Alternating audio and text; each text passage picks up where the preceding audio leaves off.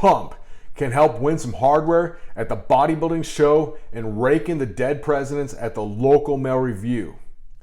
The objective for Jeremy today, however, is to warm up his muscles and prime his central nervous system for a heavy triple. It'll be 560 for 3 reps, and that's exactly what he's going to do today. And that's the whole objective. It's not about a pump. It's not about pre-exhaust. As Kaz said, your arms are like hydraulic spring-loaded machines. And the way we look at it is a proper warm-up gives the machines a few extra springs. And Jeremy, so he's training out of his gym right here. It's in Tallahassee, Florida. It's called Seminole Strength Conditioning. I actually did a seminar there. A lot of great people there. I highly recommend this gym. Amazing place. And it's open 24 hours. So if you're in the area, definitely stop by, check it out, and you'll love training there. Well, anyway, so Jeremy today the goal here is to get to 560 for a very explosive triple.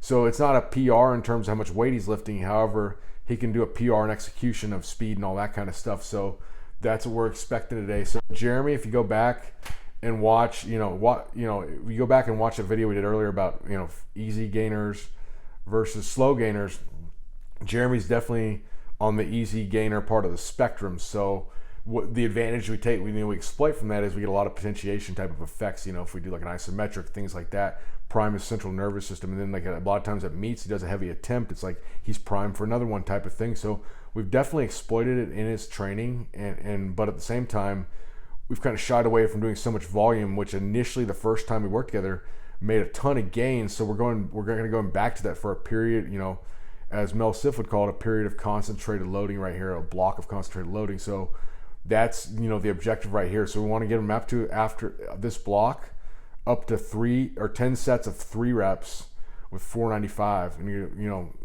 and that's going to be a 3-minute break. Somebody this explosive, that might sound like a fairly long break, but when you're that explosive, you're that dialed in, it's a very short break, because Jeremy is not somebody that's great at reps. If you look at, how much he can do on a triple versus, somebody else that's, weaker than him, he might be behind, but, he lifts more because he's that fast twitch, dialed in, type of lifter.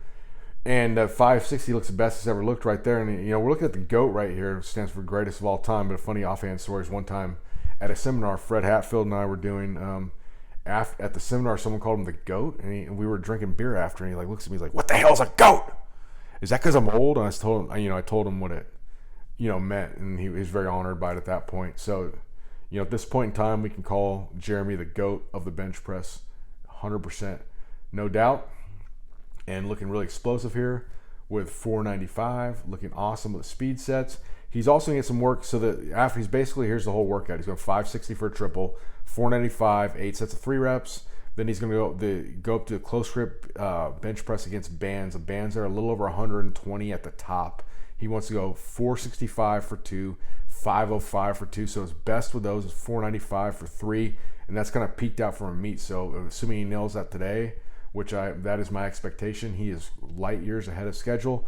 After that, he hits 3 sets of 15 on cable flies, and then finishes off with some lying dumbbell tricep extensions, 3 sets of 12 reps. So that concentrated volume right there is in the bench press, and I have a huge expectation it's going to pay off some huge dividends. And I'm going to start bringing you more of Jeremy's workouts like this, so you can see his progress, and he's just doing amazing things. And he's very healthy right now too, so that's another thing you got to give the guy credit for, is not only his ability to perform, in meets in the gym and all that kind of stuff, but doing it healthy too. I mean, he's been lifting, he's been setting world records since 2006, and he's nowhere near the point of stopping. I think we got a good another 5 years or so out of him. So keep up the good work, Jeremy.